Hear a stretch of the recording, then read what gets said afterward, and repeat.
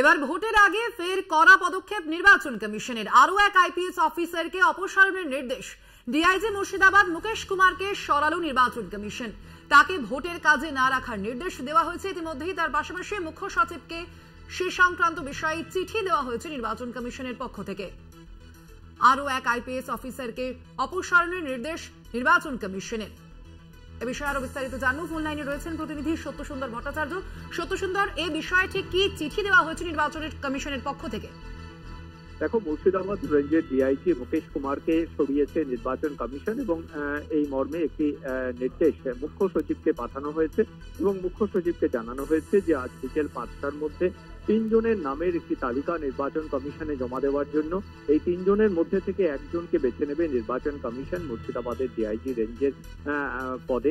সেক্ষেত্রে মুকেশ কুমারের বিরুদ্ধে অভিযোগ এসেছিল এবং সেই অভিযোগ খতিয়ে দেখেছে নির্বাচন কমিশন। এর আগেও নির্বাচন পরিচালনার ক্ষেত্রে নিরপেক্ষতা এবং স্বচ্ছতা বজায় রাখার জন্য একাধিক পুলিশ আধিকারিককে সরিয়েছিল নির্বাচন কমিশন। এবার মুর্শিদাবাদ রেঞ্জের ডিআইজি পদমর্যাদার আধিকারিক এই মুকেশ কুমারকে সরানো হলো। তার বিরুদ্ধে পক্ষপাতিত্বের অভিযোগ ছিল এবং সেই অভিযোগের ভিত্তিতেই কিন্তু তাকে সরানো হয়েছে, এমনটাই নির্বাচন কমিশন সূত্রে জানা গিয়েছে।